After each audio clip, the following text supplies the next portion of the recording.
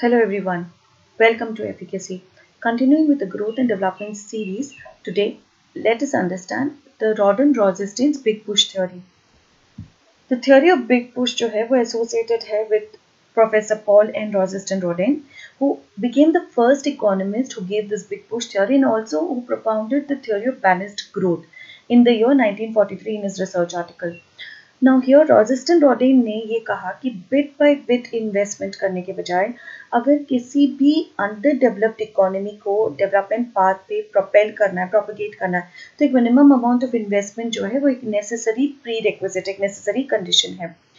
Further उन्होंने ये कहा था कि अगर ये मिनिमम क्वांटम ऑफ इन्वेस्टमेंट जो एक प्री रिक्विजिट है इसकी बात करें तो यहाँ इनडिविजिबिलिटीज और एक्सटर्नल इकोनॉमीज जो है वो फ्लो करती है और इसी वजह से जो है इकोनॉमिक डेवलपमेंट होता है। उनका मेन कंटेंशन अपने 1943 के पेपर में ये था कि सोशल मार्जिनल प्रोडक्ट जो है वो इस मिनिमम क्वांटम ऑफ इन्वेस्टमेंट का ग्रेटर होता है than private marginal product. Now social marginal product, whenever we are talking about social welfare theories, we need to understand that social benefits need to be higher than social cost. That is when social marginal product will accrue to the economy. Private marginal product जो है वो entrepreneurs के लिए होता है कि आप जब भी किसी बिजनेस में इन्वेस्टमेंट कर रहे हैं तो आपका रिटर्न ऑन इन्वेस्टमेंट जो है वो हायर होना चाहिए। That is private marginal product. Now here Rosenstein ने 3 different kind of indivisibilities external economies को अपने रिसर्च पेपर में डिस्कस किया था और ये इंडिविजिबिलिटीज जो है फर्स्टली है indivisibilities in the production function. Now here Rosenstein Rodin gave us a very important concept that indivisibilities जो है वो inputs में भी accrue होती है, processes में भी होती है और outputs में भी होती है और इसी की वजह से जो है हमें increasing returns मिलते हैं। उन्होंने social overhead capital, now overhead basically in economics nomenclature is nothing but cost. So social cost जो है, social overhead capital जो है वो एक important कॉन्सेप्ट है इंडिविजिबिलिटी और एक्सटर्नल इकोनॉमीज को समझने के लिए from the supply side. Now demand side में there is a demand for investment in the service sector apart from the primary sector and the secondary sector. लेकिन ऑन द सप्लाई साइड ये जो public utilities या public sector undertakings में जो investment है इसी investment को उन्होंने क्लासिफाई किया था सोशल ओवरहेड कैपिटल। उन्होंने ये कहा कि ये जो बेसिक इंडस्ट्रीज है, ये पावर, ट्रांसपोर्ट, कम्युनिकेशंस होती है, ये इनडायरेक्टली प्रोडक्टिव इन्वेस्टमेंट्स जो हम प्राइमरी और सेकेंडरी सेक्टर में करते हैं उसके लिए बहुत ही इंपॉर्टेंट है। ये भी उन्होंने कहा था कि सोशल ओवरहेड कैपिटल के कुछ 4 फीचर्स होते हैं जिसको डिस्कस करेंगे। ये 4 फीचर्स जो सोशल ओवरहेड कैपिटल के ये हैं बेसिकली कि ये इरिवर्सिबल इन टाइम होता है और इसीलिए प्रोडक्टिव इन्वेस्टमेंट्स जो हम प्राइमरी और सेकेंडरी सेक्टर में करते हैं उसी के साथ साथ हमें इस सोशल ओवरहेड कैपिटल का जो मिनिमम इन्वेस्टमेंट है वो भी करना चाहिए। इसमें मिनिमम ड्यूरेबिलिटी होती है इसलिए ये थोड़ा सा लंपी होता है। Basically it is more by the government sector than by the private entrepreneurs. Long gestation period होता है। The returns that you are going to get by investment in public utility projects is going to be very slow. It's going to take a long time. यहाँ पे जो आपका minimum investment होता है in the industries, basic industries which were identified in public utilities, basically ये irreducible है। मतलब आप जो quantum of investment है वो reduce नहीं करते। Usually public utilities के investments start he in crores of rupees होते हैं, thousands of crores of rupees होते हैं। ये जो initial investment high social overhead capital में होता है ये पेव करता है द पाथ ऑफ डेवलपमेंट और इसीलिए प्रोडक्टिव इन्वेस्टमेंट्स जो आप प्राइमरी और सेकेंडरी सेक्टर में फिर करते हैं उससे आपको क्विक यील्डिंग रिजल्ट्स जो है वो मिलना शुरू हो जाते हैं।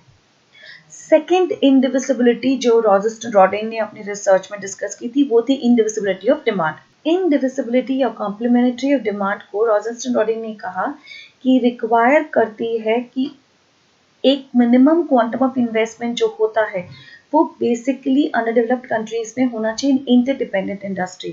Let's understand this. उन्होंने बहुत अच्छे से शू फैक्ट्री का एग्जांपल देके समझाया।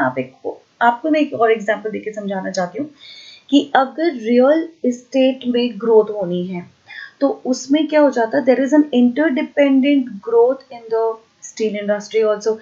There is an interdependent growth in the cement industry also. There is an interdependent growth in the transportation industry also. So here one industry's demand has a derived demand from many other industries also. रॉजस्टन ने जब explain किया इस concept को तो उन्होंने कहा कि जिस तरह हमारे प्राइमरी एग्रीकल्चर सेक्टर में डिस्गाइज्ड अनएम्प्लॉयड वर्कर्स होते हैं, अगर हम इनको एम्प्लॉय करते हैं एक शू फैक्ट्री में, तो शू फैक्ट्री में अर्न करने वाले इन लेबर की एक एडिशनल इनकम सोर्स हो जाती है. इस एडिशनल इनकम सोर्स से जो है बेसिकली वो लोग खुद भी शू की डिमांड करेंगे. इससे हमें एक ऑटोमेटिकली शू मार्केट मिल जाता है और ये जो नए प्रोड्यूसर्स हैं ये कस्टमर्स भी बन जाते हैं शू मार्केट के. और इसी तरह से एक इंटरडिपेंडेंट या एक बहुत ही ब्यूटीफुल कॉम्प्लीमेंटरिटी ऑफ डिमांड का जो कॉन्सेप्ट है वो आ जाता है सामने. इस शू फैक्ट्री के एग्जाम्पल को अगर डायग्रामेटिकली हम समझे तो यहाँ पे कर्व्स ATC और MC रिप्रेजेंट करते हैं the average total cost curve and the marginal cost curve. Now Rosenstein ने D1 एंड MR1 को कहा है the demand and the marginal revenue curve. D1 जो डिमांड कर्व है वो हमारा एवरेज रेवेन्यू कर्व यानी कि प्राइस कर्व भी बन जाता है उस शू फैक्ट्री के लिए. अब यहाँ पे उन्होंने कहा है कि ये जो शू फैक्ट्री है ये इनिशियली OQ1 यानी कि 10,000 shoes, this is a hypothetical example, so 10,000 shoes जो है मैन्युफैक्चर करती है और इसको जो है बेसिकली सेल करती है OP1 price. So OP1 is nothing but the AR curve or the demand curve. You can see this D1 AR curve is representing the average revenue curve also. Now here at price OP1 क्या हो रहा है, जो शू factory है उसको loss इनकर हो रहा है बिकॉज आप अगर देखेंगे तो हमारा एवरेज टोटल कॉस्ट कर्व जो है this average total cost curve is higher than the price curve OP1 जो हमारी प्राइस है, जो हमारी डिमांड कर्व है उससे हायर है. तो बेसिकली शू फैक्ट्री CABP1 का लॉस इनकर करती है. लेकिन जिस तरह साइमल्टेनियस इन्वेस्टमेंट होता है दूसरी इंडस्ट्रीज में तो उसकी वजह से मार्केट फॉर शूज जो है वो बढ़ जाता है. There is an increase in demand for shoes. We can see this the increase in demand for shoes due to other factors, not price, due to other factors which is represented by D4. आप देखेंगे कि यहाँ पे ये जो D4 का demand curve है या एवरेज रेवेन्यू कर्व है, this is higher than the average total cost curve. This curve is higher. So यहाँ डिमांड फॉर शूज जो है वो राइज कर जाती है 4 times to 40,000. तो इसकी वजह से क्या हो जाता है, now at presently the shoe factory will earn profit of P4RST. इतना प्रॉफिट हो रहा है because this entire portion is about the average total cost curve. यही चीज उन्होंने कहा था कि can be replicated across the underdeveloped economy and this will enable a balanced growth in the economy and further propagate economic development also. The third indivisibility discussed by Rosenstein is the indivisibility in the supply side of savings. Now high income elasticity of savings जो है that basically propels economic development. Higher income gives rise to higher savings.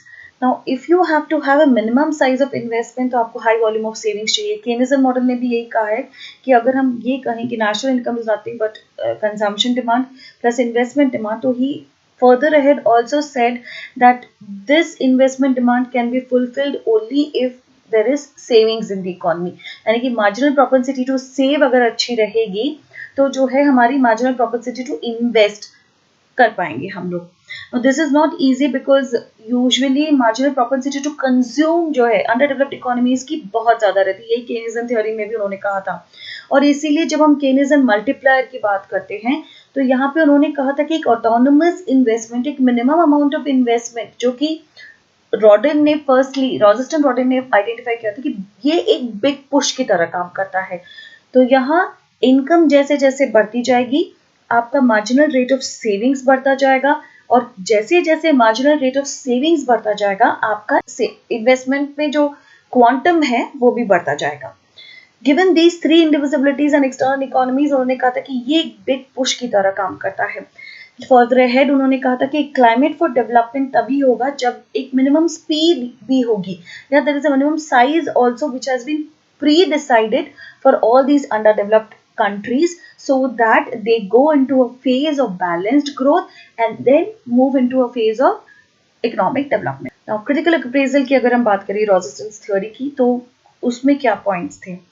वाइनर ने ये argue किया कि under developed economies जो है वो greater economies of scale realise करती है वर्ल्ड ट्रेड से independently rather than continuous home investment. उन्होंने कहा कि न्यू डेवलपिंग कंट्रीज अगर हम देखेंगे तो वो इन्वेस्टमेंट एक्सपोर्ट के लिए ज़्यादा करती है या फिर इम्पोर्ट सब्सटीट्यूशंस के लिए। Same thing has been done by Indian economy also. अगर अब 1970s का फेज देखेंगे तो यहाँ पे हमने जो है import substitution and domestic growth के बारे में ज़्यादा बात की और इसीलिए हमारा investment in the service sector industry जो है वो बहुत ज़्यादा हुआ था।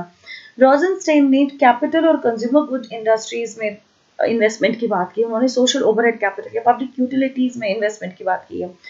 उन्होंने एग्रीकल्चर और प्राइमरी इंडस्ट्रियल सेक्टर को काफ़ी हद तक इग्नोर कर दिया था, जबकि अगर देखा जाए तो agriculture oriented under developed countries जो है वो अगर large investment irrigation, transportation facilities, land reforms इनमें करती हैं तो या better tools, fertilizers, implementation of agriculture equipments में करती है तो इसकी ग्रोथ से भी वो जो है एक इकोनॉमिक डेवलपमेंट के फेस में आ सकती है। So neglect of agriculture sector in underdeveloped economies, is basically a retardant of growth rather than an accelerator. Social overhead capital जो है उसमें basically high capital output ratio होता है. It has a very long gestation period. तो इसकी वजह से under developed countries के लिए पॉसिबल नहीं होता है कि वो इतना वेट करें कि उनके जो फाइनेंशियल रिसोर्सेज हैं उससे रिटर्न मिलना शुरू हो। So this again acts as a deterrent to economic growth, investment in social overhead capital. Further, John Adler ने अपनी statistical analysis of world जब उन्होंने किया था तो he found out a very important finding that low level of investment payoff करता है in the form of additional output. He in fact went ahead to say that low capital output ratios India or Pakistan or many Asian and Latin American countries में still जो है additional output दे रहा था because of growth in the agriculture sector. We have witnessed the green revolution and all that, and अगर इसकी वजह से हमारा जो output बढ़ रहा है तो आपको minimum level of investment करने की ज़रूरत नहीं होती है। Investments अगर हम देखें fairly inelastic demand वाली अगर सेक्टर में हो जाती है या हम लोग अगर cost reducing investments कर रहे हैं तो ये ज़रूरी नहीं है कि हमेशा output expanding ही हो। This is another important observation. Professor Hagen ने ये कहा कि presence या absence of big push एक growth को define करने के लिए important criteria नहीं होता है। In fact उन्होंने ये condemn किया रोजेनस्टाइन की theory को और कहा कि सिर्फ एक big push गवर्नमेंट सेक्टर की तरफ से मिल जाए या minimum quantum of investment हो जाए तो ये ज़रूरी नहीं है कि growth वहाँ पे हो ही रही है, economic development वहाँ पे हो ही रही है।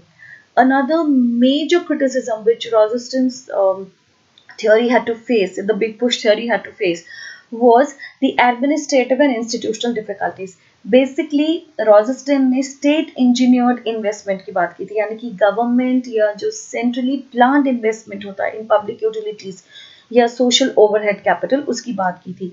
यहाँ पे जब आपको पता है कि there is a presence, Rosenstein himself said that there is a presence of imperfectly developed markets, asymmetric information है, तो यहाँ पे प्राइस मैकेनिज्म एक अच्छा सिग्नलिंग सिस्टम नहीं होता है डिमांड को समझने के लिए।